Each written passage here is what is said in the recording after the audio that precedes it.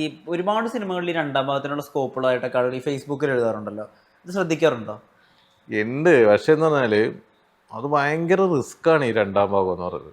ആ ഇപ്പൊ ഛോട്ടാ മുംബൈ ഇത്ര ആഘോഷിക്കപ്പെടുന്നു, ഇതിന്റെ രണ്ടാം ഭാഗം എന്നൊക്കെ പറഞ്ഞ ഒരുപാട്. പക്ഷെ ഒന്ന് ആലോചിച്ചൊക്കെ ഈ രണ്ടാം ഭാഗം എഴുതുന്നത് ആത്മഹത്യകരമാണ്. ഇത്തരം കഥാപാത്രങ്ങള് പലരില്ല. പിന്നെ ലാലേട്ടൻ, ഇപ്പൊ കാണുന്ന ലാലേട്ടന് ഏജ് അല്ല ഇപ്പൊ, 18 വർഷത്തെ വ്യത്യാസമുണ്ട്. ലാലേട്ടന്റെ രൂപത്തിലും ഇത്തിരി കൂടെ ഇതൊക്കെ മാറിയിട്ടുണ്ട്. ഭയങ്കര പക്വത ഒന്നുകൂടി വന്നിട്ടുണ്ട്. ഈ കുട്ടിത്തം, ഇതിനകത്ത് നല്ല കുട്ടിത്തം ഉണ്ട്. നല്ല ഫിറ്റ് ആയിട്ടുള്ളതാണ്. അപ്പൊ ആ ക്യാരക്ടർ നിർത്തിയിട്ട് വേണം ഇത് ചെയ്യാൻ. അപ്പൊ ഇതായിട്ട് അടിക്കും ചിലപ്പോ.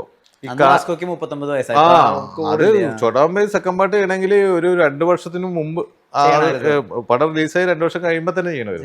അങ്ങനെയാണെങ്കിൽ ഇവരെ ആ ഫ്ലേവറിൽ തന്നെ നമുക്ക് പിടിക്കാൻ പറ്റും. പക്ഷെ ഇവരെ വെച്ചിട്ട് ആ ഒരു മൂടുള്ള സിനിമ ചെയ്യണമെന്ന് എനിക്ക് ആഗ്രഹമുണ്ട്. ഞാനത് ആലോചിക്കുന്നുണ്ട്. ഈ ഛോട്ടാ മുംബൈയുടെ ഒരു ആ ഒരു ട്രെൻഡിലുള്ളത്, പാട്ടും ഡാൻസും ഇതൊക്കെ ആയിട്ടുള്ള ഒരു പരിപാടി ആലോചിക്കുന്നുണ്ട്. അത്രേ ഉള്ളൂ. നടക്കുമെന്നറിയില്ല, അങ്ങനെ ആലോചിക്കുന്നുണ്ട്. അൻവറും എന്നോടും ഇങ്ങനെ ചർച്ച ചെയ്തപ്പോൾ അങ്ങനെ ഒരു പൊളിക്കാൻ പറ്റിയ സാധനം ഉണ്ടെങ്കിൽ നമുക്ക് പൊളിക്കാം കേട്ടോ, അത് ആലോചിക്കുന്നുള്ള രീതിയിൽ ഇങ്ങനെ ചുമ്മാ പറഞ്ഞു വെച്ചിട്ടുണ്ട്.